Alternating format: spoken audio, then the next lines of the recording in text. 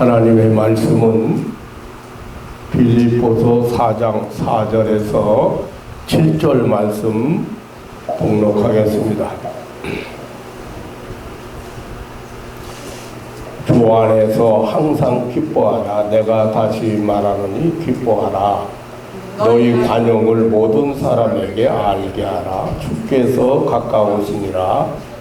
아무것도 염려하지 말고 오직 모든 일에 기도와 간구로 너희 구할 것을 감사함으로 하나님께 아뢰라.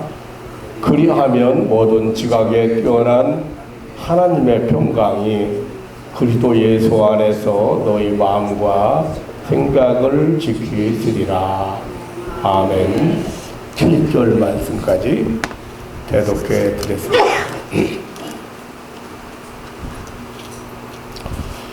목사가 하나님께서 여러분들에게 가장 바라는 것이 무엇이라고 할 수 있을까요? 하나님께서 여러분들에게 바라는 것이 무엇일까? 나는 여러분들이 이 세상에서 어떻게 살았으면 좋겠느냐고 묻는다면 단연 평화로운 삶을 살기를 바란다고 대답할 것입니다. 세상에서 우리가 행복을 누리는데 가장 소중한 것은 두말할 필요가 없이 이 평화, 화평, 평안, 평안이라고 생각합니다. 성경에서 화평이나 평화나 평강이나 평안이나 똑같은 뜻으로 똑같은 단어를 사용하고 있습니다. 골로새서 3장 15절에 하나님께서 너희를 부르신 목적이 평강을 주시려고 불렀다고, 평강을 주시려고 불렀다. 내가 그 수많은 병자들을 만나면서 깨달은 것은 병자들은 한결같이 마음의 평화가 무너졌다는 것입니다. 악독과 노함과 분냄과 떠드는 것과 회방과 악의 등 분함과 억울함과 미움과 섭섭함, 불평, 불만 등으로 마음의 평화가, 마음의 안정이 깨어진 사람들이었습니다. 알고 보면 이런 감정들은 모두 사단 마귀가 인간을 파멸시키려는데 이용하는 것들입니다.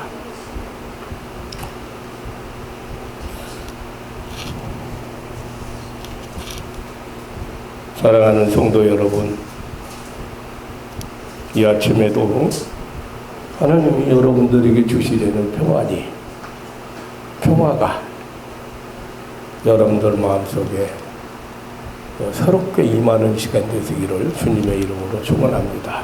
아멘. 얼굴이 가장 아름다운 얼굴은, 예쁜 얼굴은 평화로운 얼굴입니다.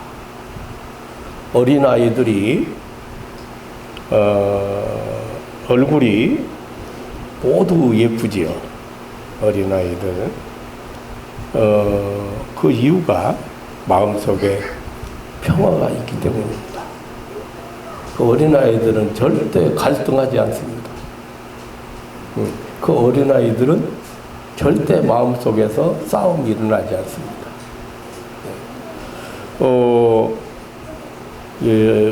하나님의 은혜를 받으면, 제가 목회하면서 경험해 보니까요, 얼굴이 예뻐져요. 매력적으로 돼요. 은혜 받으면. 그러니까 금방 결혼 못할 것 같은 사람, 생전 결혼 안 될 것 같은 사람도 대상자도 생기고 하나님이 길을 열어주시죠. 풍경 중에 가장 아름다운 풍경은 평화로운 풍경입니다. 시세로는 정의의 싸움보다는, 정의를 위해서 싸우기보다는 사악한 평화일지라도 나는 평화를 원한다, 그렇게 말했습니다. 가정도 가장 행복한 가정, 가장 행복한 부부는 화목한 부부입니다. 평화가 있는 가정입니다. 잠언서 17장 1절에 마른 떡 한 조각만 가지고도 화목하게 지내는 것이 육선이 고기가 가득하게 쌓아놓고 불안한 가정보다 낫다고 했습니다. 잠언서 15장 17절에는 여간 채소를 먹으며 서로 사랑하는 것이 살찐 소를 먹으며 서로 미워하는 것보다 낫다고 했습니다. 서로 불쌍히 여기고 인자하게 하고 서로 용서하기를 하나님이 그리스도 안에서 너희를 용서하신 같이 너희도 그리하라고 그랬어요. 골로새서 12장의 말씀입니다. 3장 12절의 말씀. 교회나 사회나 국가도 마찬가지. 평화가 있는 교회가 하나님이 함께 하시는 교회입니다. 평화가 정착한 나라가 살기 좋은 나라라는 사실은 설명할 필요가 없습니다. 이타주의적인 삶으로, 이타주의적인 사고로 서로 양보하고 이해하고 용서하고 화목해야 평화로운 가정, 평화로운 교회, 평화로운 사회, 국가가 되는 것입니다. 먼저 무엇보다도 사실은 먼저 이 자기 개인 내면 세계가 평화로워야, 자기 심령의 내면이 평화가 이루어져야 가정도, 그리고 사회도, 교회도, 국가도 평화로운 세계가 이루어지는 것입니다.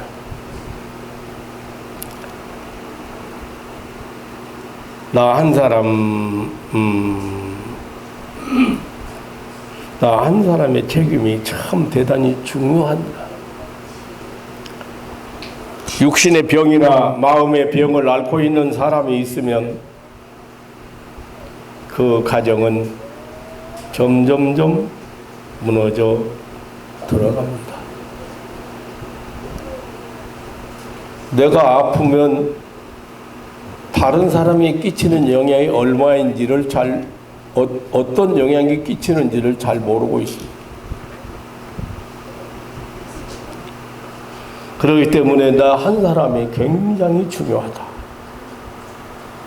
나 한 사람 역할이. 그러니까 하나님께서 너희에게 평강을 주려고 나는 널 불렀다. 그래서 자기 역할을 해야지.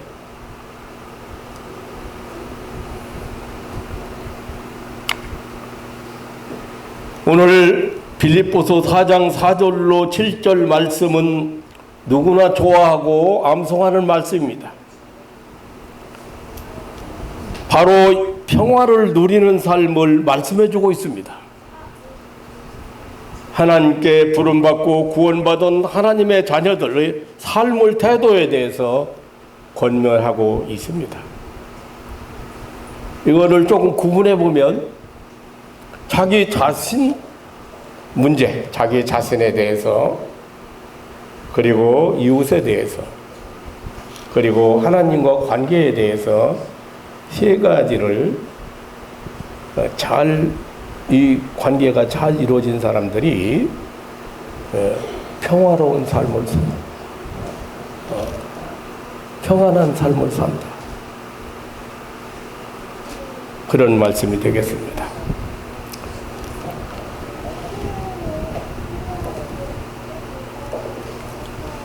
주 안에서 항상 기뻐하라. 내가 다시 말하노니 기뻐하라. 자기 자신인 그 문제입니다. 항상 기뻐하라. 항상 기뻐하라. 우리 성경 말씀을 이해하면 할수록 감격스럽습니다. 그냥 뭐 이런 때 기뻐해라, 이런 때 기뻐해라, 뭐 이렇게 하지 않고 항상 기뻐하라. 항상 기뻐. 근데 신방 가서 이 말씀을 내놓으니까 어떻게 항상 기뻐하면서 한대요. 항상 기뻐하면서 한대요. 그런데 이 말씀을 제대로 항상 어디서 기쁨을 찾느냐가 중요한 거야. 우리는 어디서 기쁨을 찾으려고 들어요. 항상 자기 중심에서 자기 만족으로 자기가 원하는 대로 이루어져야 그때 기뻐한다고 생각하고 거기서 기쁨을 찾으려고 생각해요. 스코트는 기쁨이 없는 인생은 기름 없는 램프와 같다고 그랬습니다. 우리 마음속에 무엇이 자리 잡고 있는가는 대단히 중요합니다. 기뻐할 수 있는 요소가 자리 잡고 있으면 항상 기뻐할 수 있는 건데, 그러지 못한 것이 자리 잡고 있으면 항상 염려하는 거예요. 항상 불안해하는 거예요. 그것이 자리 잡고 있기 때문에.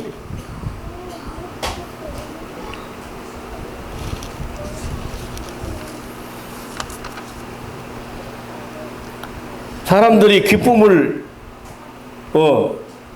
엉뚱한 곳에서 찾고 있다 그 말이죠. 오늘 사도 바울은 주 안에서 기뻐하라고 그랬습니다. 이 말을 쉽게 해석하면 예수님을 통해서 렌즈를 통해서, 예수님이라고 하는 렌즈를 통해서 보이는 확대된 실체를 보고 기뻐하라.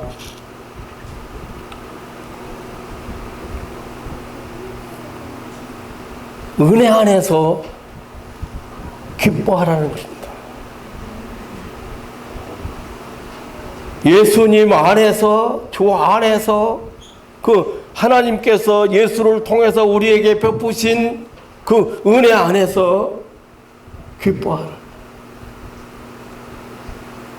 예수님은 우리에게 평화를 주시려고 오셨고, 평강의 왕으로 오셨고, 예수님은 우리에게 평강을 주는 분이시고, 내가 너희에게 평강을 준다. 내가 주는 평강은 세상이 주는 것 같지 않다. 우리는 주님께서 주시는 평강이 내 마음, 나 자신을 지배하도록 하나님께 내어 맡겨야 합니다. 예수님의 평강을 소유하면 자신의 내면에서부터 평화가 넘쳐나고, 그래서 삶의 영역이 평화로워지고,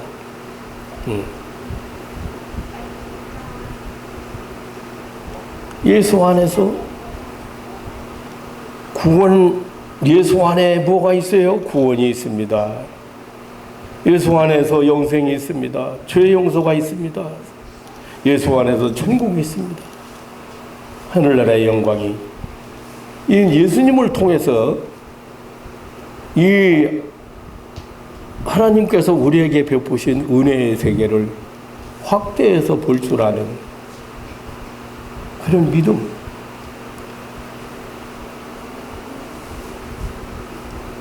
주 안에서 기뻐하라. 주님과 함께 기뻐하라. 주님 말씀 실천하는 중에 기뻐하라는 줄.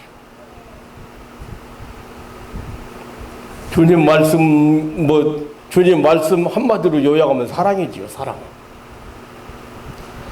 그런데 이 사랑을 잘 몰라, 사람들이. 왜냐하면 이기주의에 빠져서 자기 중심적으로 자기만 좋게 해달라고 하기 때문에 사랑을 잘 몰라. 사랑 모르는 사람이 어떻게 사랑 실천하겠어요?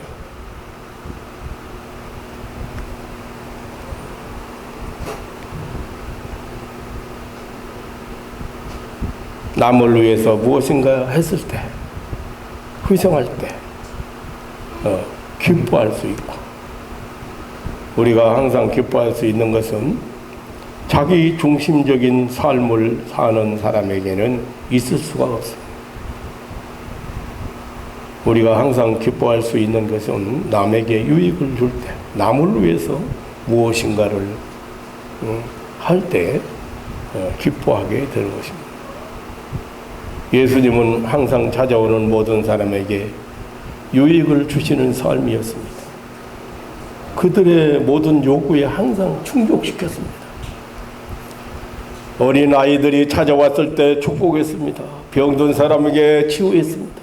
죄인에게는 죄사함을 선포했습니다. 천한 자의 친구가 되시고 가난 자의 이웃이, 우리가 항상 기뻐할 수 있는 것은 항상 자기 중심으로 기뻐할 수 없는 것은 항상 자기 중심으로 살고 자기 만족에서 찾으려고 하기 때문입니다. 모든 일에 모든 사람을 기쁘게 하여 자기 유익을 구치 아니하고 많은 사람의 유익을 그럴 때 기쁨이 뿌리를 내리고 기쁨이 이렇게 솟아나고, 그리고 마음의 평화 가져올 것입니다. 두 번째는 5절, 너의 관용을 모든 사람에게 알게 하라. 다 같이 한번 하겠습니다. 너의 관용을 모든 사람에게 알게 하라. 이웃에 대하여 관용하라는 겁니다. 나는 항상 기뻐하며 살아라는 거예요. 왜? 주 안에서 기뻐하라는 거죠. 우리에게 허락된, 우리에게 약속된 하나님의 은혜 안에서 기뻐하라. 이웃에 대해서는 관용해라. 어떤 사람이 평화로운 삶을 살 수 있는 사람인가? 어떤 사람이 평화로운 삶을 살아가는 사람인가? 이웃에 대해서 관용하는 사람. 여기 에피에이케스라고는 관용이라는 말은요, 자기에게 손해를 끼친 자에게 대한 용서, 그리고 감정의 전적인 절제 등을 의미하는 단어입니다. 어떤 사람은 이 관용을 바닷물에 비유를 했습니다. 바다는 모든 물을 다 수용한다는 거예요. 더러운 물, 찌꺼기가 많은 물, 흙탕물, 어떤 물이든 다 받아들인다. 수용한다. 근데 수용하는 것으로 끝나는 게 아니라 융해시켜, 깨끗하게 정화시켜. 바다는 그게 뭐라고?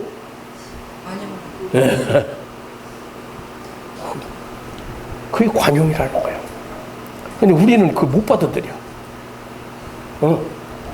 그 못 받아들이는 사람은 절대 마음의 평화를 누릴 수가 없어. 절대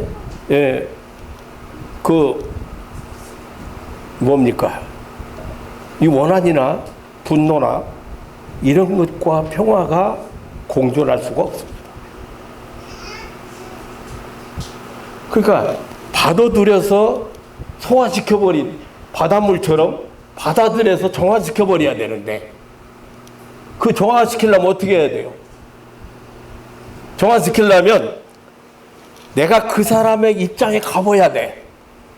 저 사람이 왜 저렇게 화내지? 아니면 저 사람이 왜 저렇게 분노하지? 아니면 왜 저렇게 할까? 그런데 그 사람 입장에 가는 것을 우리는 못해요. 왜 못합니까? 자기 자신이 기준이기 때문에. 자기 자신이 기준이에요. 그러니까 이렇게 해야 되는데 이 사람이 이렇게 했다 이거지. 그게 용납이 안 된다 이거지. 자기가 기준이거든. 이 사람도 이렇게 해야 되는데 이 사람이 이렇게 했어.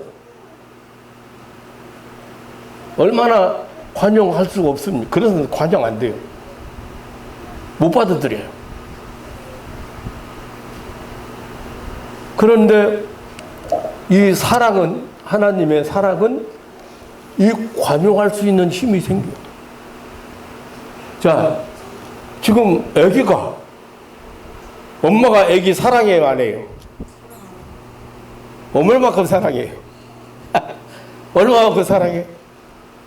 응? 애들 말하고 하늘만큼 땅만큼 표현이 안 되는 거예요. 그만큼 사랑하기 때문에 그 아이가 뭐 오줌을 싸던 뭐 옷을 다 버렸던 뭘 잘못했던 간에 다 받아들여 못 받아들여. 예, 다 받아. 그거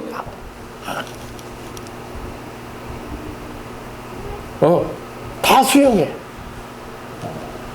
그게 바로 관용. 그러면 애기 엄마는 사랑해서도 그렇지만 뭐요? 애기니까 당연히 오줌도 못 가리고 똥도 못 가리고 당연히 지 고집대로 하려고 그러고 자꾸 그 아이를 그만큼 내가 이해하고 받아들인다는 거야. 아이를 그것처럼 다른 사람을 받아들이는 게 관용이에요, 관용. 그러니까 이 사람은 이런 사람이고 이런 사람이기 때문에 그 사람 충분히 그러고도 남어. 그냥 그 사람은 그럴 사람이요. 그렇게 받아들여야 되는데 그거 관용이 안 된다.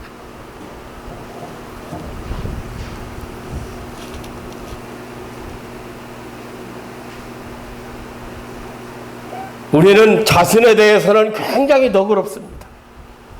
정말 관용이라는 말 자기 자신에 대해서는 사용해. 실수했던 잘못했던 그런 거에 대해서 자기 자신에 대해서는 진짜 관용해. 그런데 남에 대해서는 아주 냉혹하게 심판해. 아주 너무 인색해. 마음속에 증오심, 적개심을 가진 사람은 평화의 삶을 살 수가 없습니다.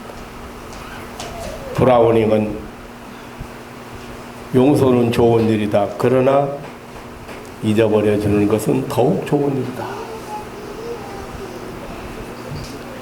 내게 잘못한 사람을 용서해 줄 수 있으면 좋은 것입니다. 그러나 그보다 더 좋은 것은 아예 그 사실 자체를 잊어버리는 거예요. 아예 용서할 수 없으면 아예 잊어버려버려. 최상의 충고는 최대의 관용이라는 말이 있습니다. 남의 잘못을 용서해주는 삶, 모든 원한을 깨끗이 잊어버리는 삶, 모든 사람으로 더불어 할 수 있는 대로 평화하는 삶, 나의 관용을 모든 사람에게 알게 하는 삶입니다. 거기에서 과연 평화가 있는 삶이 시작되는 것입니다. 관용하는 최고의 비결은 그 사람의 입장에 대해 보는 것, 그 사람의 입장에서 생각해 보는 것.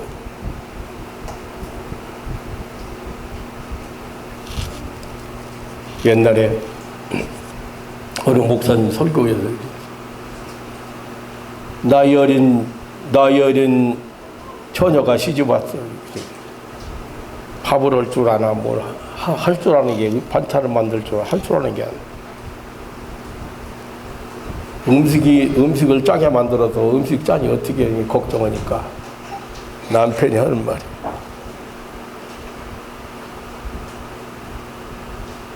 관용하니까 사랑하고 관용하니까 이해하니까 무슨 말이 나왔겠어? 아이고 이거 짜서 어떻게 했대. 그러니까 어떻게 했겠어?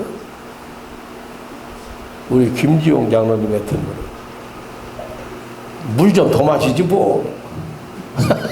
그렇지? 예. 예, 상당히 물 작게 먹고 작은 거 먹고 물 더 마시지 뭐.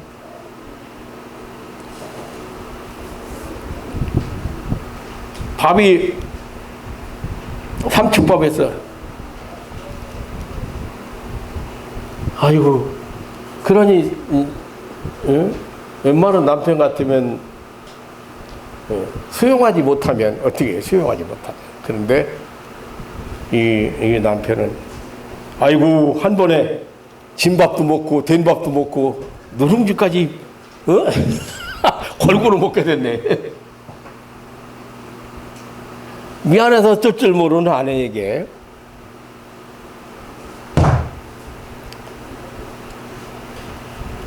이웃이 가까운 이웃은 남편이고 아내고 이웃과 이 이웃에 대해서 관용이라는 건 굉장히 중요하다.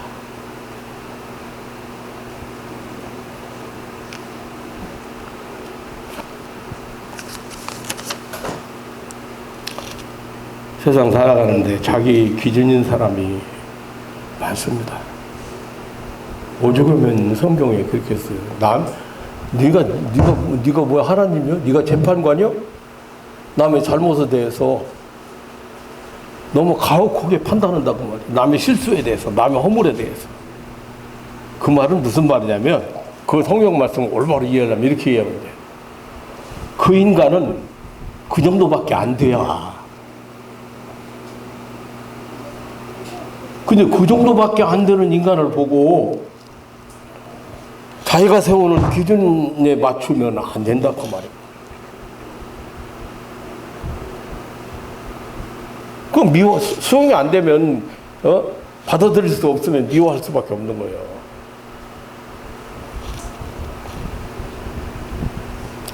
모든 일에 있어서 자기가 주인인 사람, 자기 마음먹은 대로 자기 하고 싶은 대로 해야 되는 사람이 있는데 불행한 사람이에요. 아내나 남편에게도 자기가 원하는 사람이 되어달라고 자기가 요구하는 대로 응해주기를 바라는 사람이 있고, 이건 불행한 사람이고 골치 아픈 사람.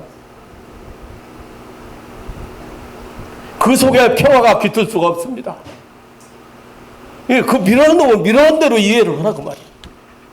답답한 사람은 답답한 대로 이해해라 그 말이에요. 왜 자기가 기준이 돼가지고 분통을 터뜨리냐 그 말이에요. 요즘 가을바람이 조금씩 불면서 공황증을 진단받은 사람들이 급증하고 있습니다. 제가 벌써 3사람 만났어요. 그런데요, 아까도 제가 말씀드렸지만 병자들을 만나면 그 마음의 평화가 무너진 사람들이에요. 마음의 평화가 무너진 사람들 거의 다.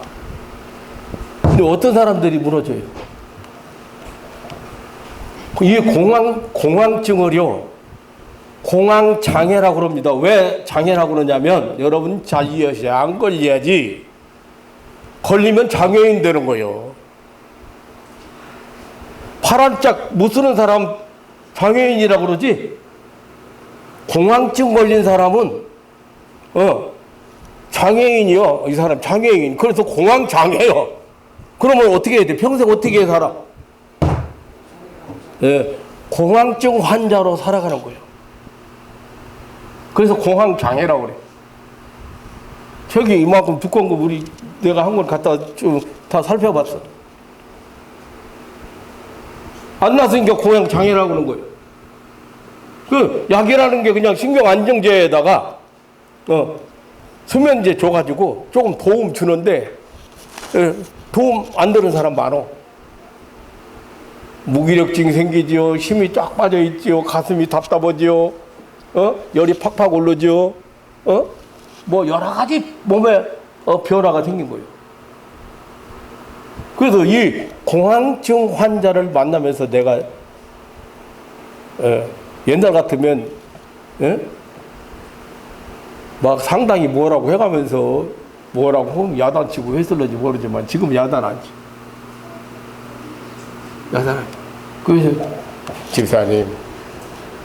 집사님 같은 사람이 이 세상에 몇이나 있어? 몇이요? 이정현 집사님 같은 사람은 딱 한 사람밖에 없어. 근데 다른 사람 보고 내 기준에 맞춰라? 이렇게 해야 되는데 왜 이렇게 살아? 그냥 꼴 보기 싫어? 아니요. 그놈은 그렇게밖에 못 살아. 그런데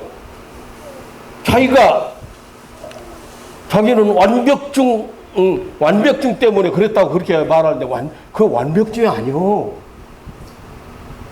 남편이, 딸이, 자식이 어떻게 부모의 마음에 들게 살기를 바래요. 자기 마음에 안 든다고 그렇게 분통을 터뜨려? 지금 본인은 갑자기 그랬다고 그러는데, 집사님, 갑자기 그런 거 아니야. 언제부터 시작됐는가? 뒤로 딱 가봐야 돼. 뒤로 딱 가봐. 언제부터 시작됐나? 처음에 분통 터뜨릴 때는 지금처럼 공황증이 왔어, 안 왔어? 안 왔지. 2번 터뜨려, 3번 터뜨려. 분통을 터뜨리다 보니까 어느 순간에 이제 자기도 어떻게 해볼 수 없이 무너져 버린 거야. 뭐가 무너졌어? 마음이. 네, 마음이 무너져서 그 말을 다른 말로 표현하면 하나님이 주시는 평화가 다 깨져버렸다고 말이에요. 그게 공황증 환자예요. 그 세상에서 무슨 약 가지고 고치겠어? 못 고치는 거예요.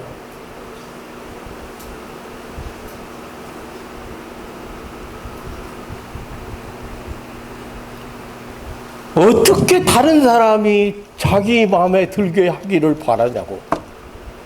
그 사람 세계가 있고, 그 사람 사는 방법이 있고, 그 사람 가지고 있는 지식이 있고, 그 사람 보고 있는 가치관이 다른데,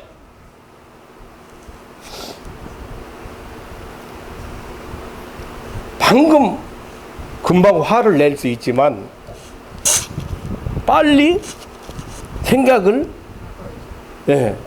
바꾸어 볼 수 있는 거야. 이거 관용을 보자는 말하자면 관용을. 그런데 대단한 일도 아니거든. 그렇게 분통을 터뜨려서 막 할 그런 일도 아닌데도.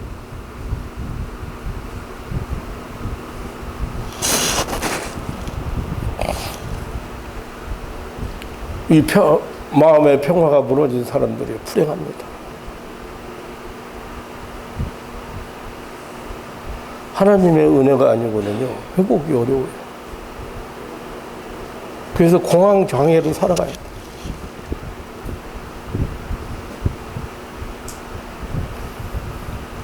여러분, 영적인 싸움이라는 건요, 마음 뺏기예요, 마음 뺏기. 하나님은 우리에게 평화를 누리게 하시려고 평안을 주시고, 이렇게 자꾸 평안하게 평화를 누리며 살도록 그렇게 마귀는요, 절대 그거 못 누리게 하려고는. 근데 뭐 때문에 못 누리고요? 미워하는 거, 원망하는 거, 억울한 감정, 분하게 이런 거. 전부 이기주의적인 것들이 자기 중심적인.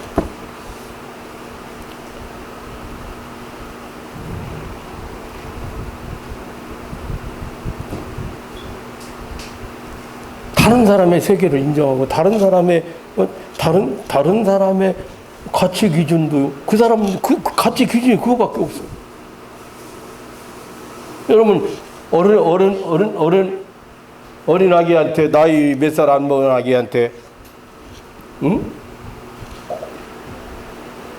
금덩어리 오고 사탕하고 줬는데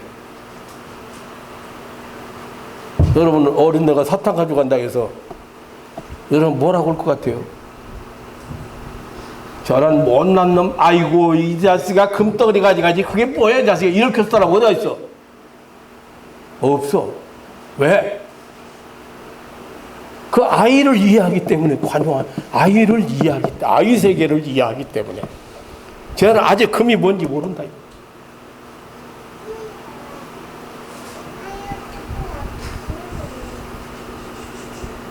다른 사람에 대해서 관용해요. 그러니까 관용이라는 말을 다른 말로 표현하면 사람마다 각각 다 자기 세계가 있고 자기 기준이 있고 뭐 자기 가치 기준이 있고 자기 나름대로 근데 그 세계를 침해하는데 싫어한다고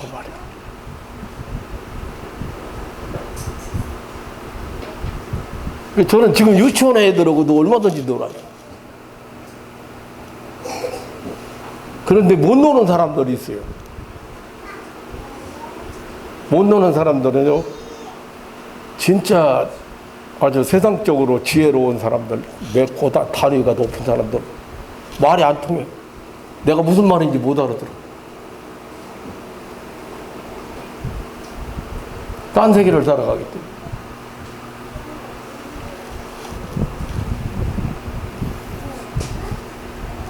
그저 어렴풋이 저 사람은 지식도 많고 저 사람은 아주 고차원적으로 생각하고 살고 저 사람 세계는 그런 세계를 살아가는구나 그런 정도만 알지 대화는 잘 안 통해.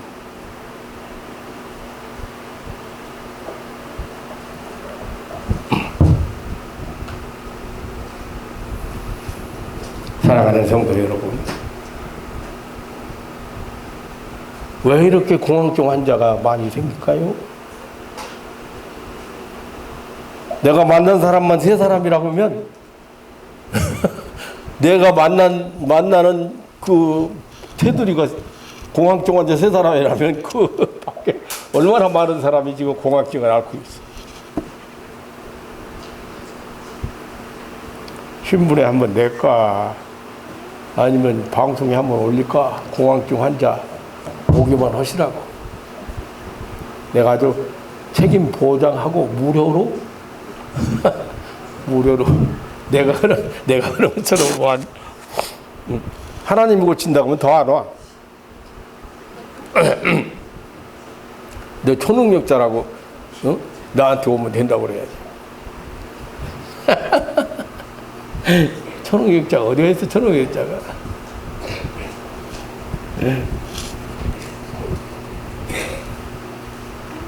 여기 옛날 고등학생 모자 쓸 때부터 마술을 했는데 마술 지금 정리해보니까 시간 좀 있어가지고 지금 다 그 잡아내보니까 굉장히 숫자가 많아. 이제 하나씩 다 정리해가지고 카드 맛을 따로 뭐 색깔 변하는 거 따로 뭐 링 맛을 따로 뭐 고루고루 이렇게 구분해놓고 좀 연습해가지고 전도로 나가든지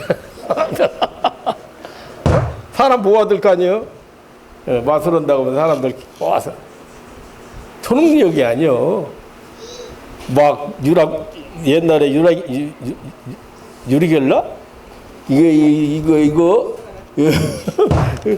스푼이 막 꼬부라지고 막 이런 거 사람들이 막 초능력이냐고 뭐 이런.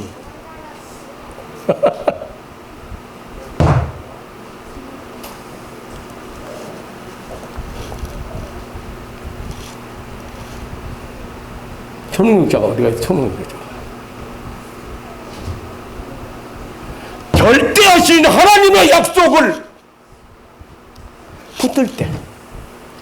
그래서 이 사람들을 만났을 때 이 사람이 그 병의 원인이 어디서부터 생겼고 왜 이렇게 마음의 평화가 무너졌는가, 마음의 평화가 이렇게 깨져버렸는가, 어떤 공격을 받아서 그거 알아서 그 평화를 회복시켜주는데 이게 바로 하나님의 치유야. 아멘. 여러분들 평화를 절대 마음의 평화를 잊어버리면 큰일 납니다. 그때는요 사람 그때는 사람 막 가는 사람이 있어요. 기도받으러 안 옵니다. 그 무너졌는데 기도받으러 올 리가 없죠.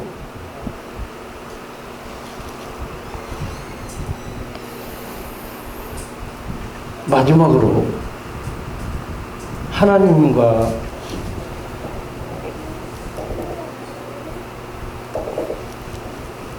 아무것도 염려하지 말고 오직 모든 일의 기도와 간구로 너희 구할 것을 감사함으로 하나님께 아뢰라.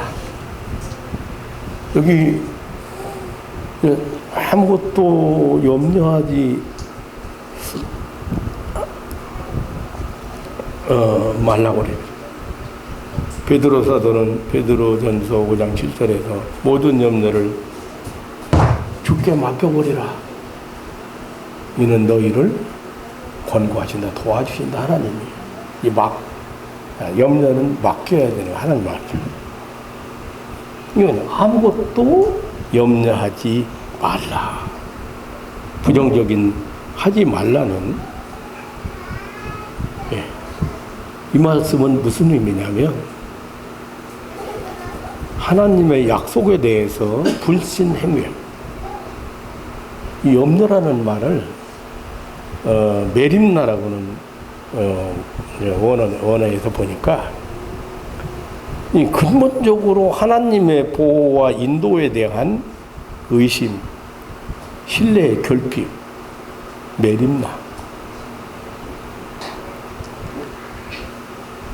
하나님께서 하시는 일은 우리의 염려를 맡아주시는 일입니다. 하나님은 우리 인간에 대한 모든 계획을 하시고 진행하시고 이루시는 분입니다. 우리의 내면에 평화를 부셔놓는 강렬한 태풍은 이 염려와 근심입니다. 염려는 세상으로 눈을 돌릴 때 일어나는 하나님 하나님에게 눈을 돌려야 되는데 세상으로 눈을 돌릴 때 일어나는 것입니다. 성도에게 있어서는 안 될 것들입니다. 의식주 문제로부터 시작을 해서 크고 작은 세상 염려들이 우리 마음의 바다에 풍랑을 일으키기 시작합니다. 오늘 사도 바울은 7절 말씀에 아무것도 염려하지 말고 오히려 적극적으로 기도와 간구로 감사함으로 하나님께 아뢰라. 그리하면 너희 마음과 생각을 지키시리라고 했습니다. 이 기도는 프로스케, 이게 무슨 말이냐면 하나님을 향한 일반적인 그 대화 그리고 구하는 것을 프로스케. 또 간구는 일정한 그 요구 조건을 들어서 하나님께 구하는 것을 간구라. 감사는 기도의 필수 조건으로 그 기도 응답에 대한 확신과 하나님의 뜻에 순종에 한다고 하는 그런 뜻이 포함되어 있습니다. 성도가 어떤 피로와 오염 등을 해결하려고 그 방법을 세상에서 찾을 때 염려가 나타나고 하나님께로 찾을 때 기도가 나타나게 됩니다. 기도, 간구, 감사는 하나님 앞에 나가는 겁니다. 하나님을 만나는 겁니다. 하나님과 교제를 의미합니다. 이것은 하나님께서 우리에게 주신 최고의 축복이며 특권입니다. 실로 최고의 은혜를 입은 사람입니다. 기도할 수 있는 사람. 근데 어쩌다 보면 기도를 어려운 일이 닥칠수록 기도를 잊어버리기가 쉽다. 목사도.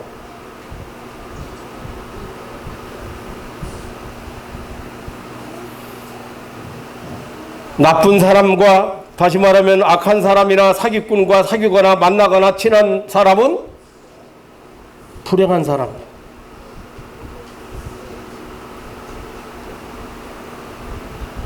마귀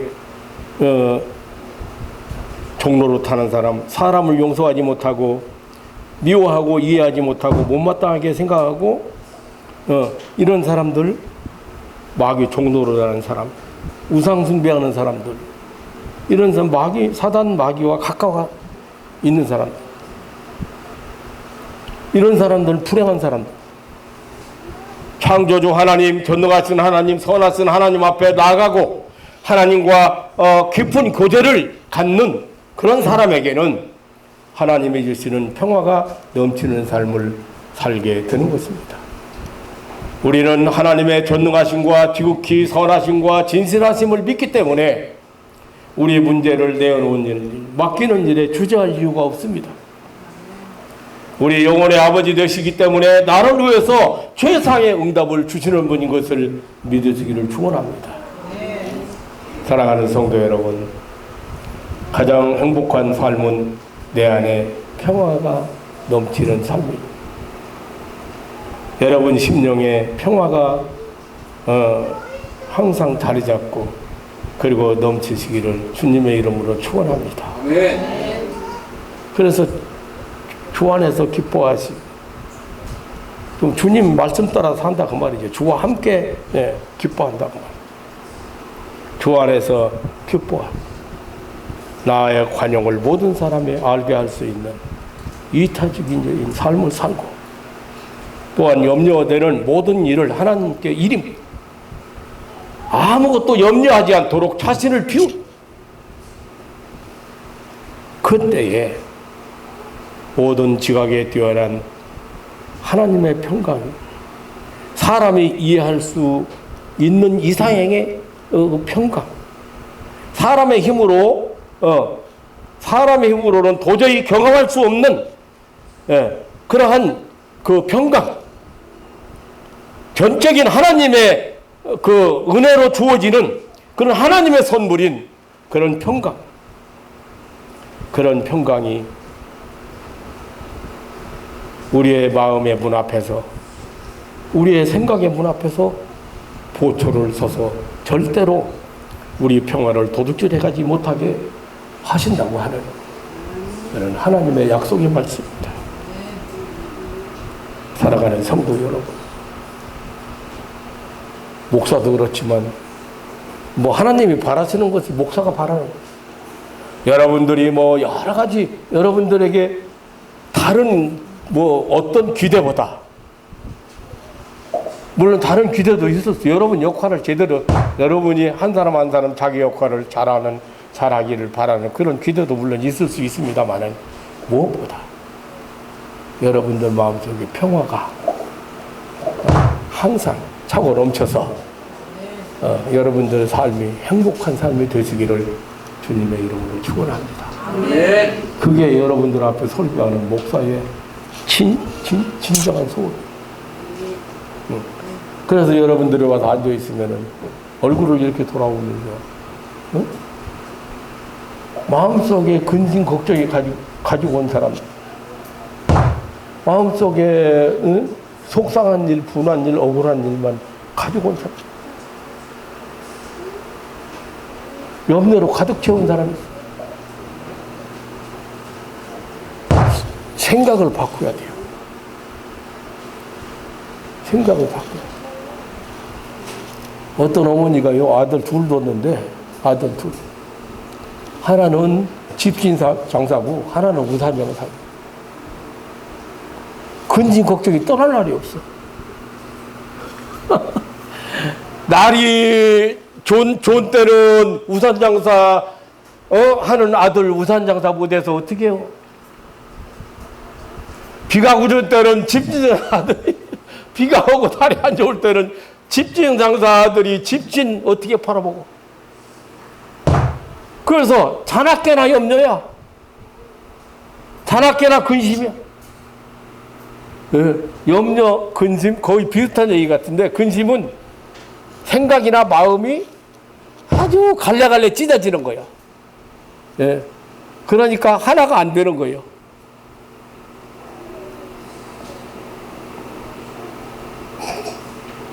평화가 안 된다 그 말이에요. 평화라는 말이 일치한다, 하나 된다. 그게 평화거든. 그런데 그러니까 어떤 사람이 그러지. 어머니 생각을 바꾸시면 됩니다. 어떻게 바꿔? 해가 빨끄러니 뜬 날은 우리 작은 아들 집진 장사가 잘 되어서 감사합니다. 비가 오는 날은 우산 장사들이 장사 잘 돼서 감사합니다. 생각을 바꾸면 되는데 똑같은 경우인데 생각 차이요.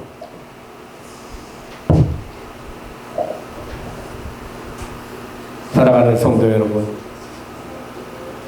여러분 자신에 항상 기뻐할 수 있는, 주 안에서 기뻐할 수 있는, 여러분 부러워할 이유가 하나, 세상 거 부러워할 이유가 하나도 없어요. 네. 어느새 이게 찾아오걸랑 빨리 물리치고 나는 하나님의 아들이야. 나는 천국 백성이야. 나는 영생 얻었어. 하늘나라 영광의 나라, 그 내 나라야.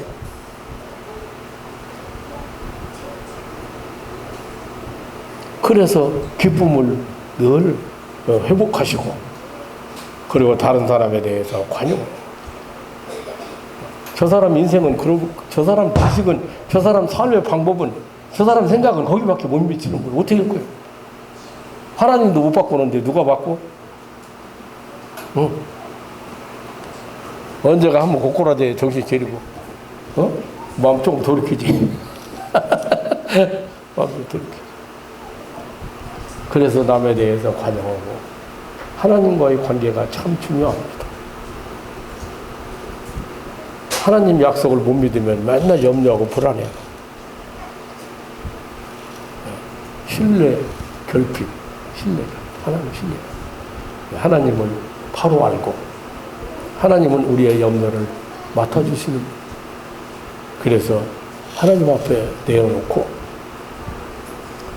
살아가는 성도 여러분의 마음속에 평화가, 하나님이 주시는 평화가 찾아오고 자리 잡고 넘쳐나기를 주님의 이름으로 축원합니다. 하나님 아버지, 놀라운 사랑과 은혜를 감사합니다. 오늘 또 바울 사도가 권면한 성도들에게, 빌립보 교회 성도들에게 권면한 말씀을 통해서 이렇게 평화로운 삶을 살라고는 이런 권면의 말씀을 함께 나누었습니다. 하나님 아버지, 내가 너희에게 평화를 끼치노니 내가 주는 평화는 세상이 주는 것 같지 않다. 너희는 마음에 근심도 말고 두려워하지도 말라고 하신 주님. 내가 너희를, 그리스도의 평강이 너희 마음을 주장하게 하라. 내가 너희를 부른 것은 평강을 주려고 너희를 불렀다. 너희는 감사하는 자가 되라고 말씀하신 주님. 여기 살아가는 가족들이 마음속에서 언제든지 이 평화가, 하나님이 주시는 평강이 자리 잡고 있어서 이렇게 근심 걱정에, 이렇게 걱정을 통해서 일으키려고 하는 이런 풍랑이나 이런 것들이 사라지게 하시고, 하나님 나라를 사모하고 하나님 나라를 살아갈 수 있는 그런 하나님의 백성들이 되게 하옵소서.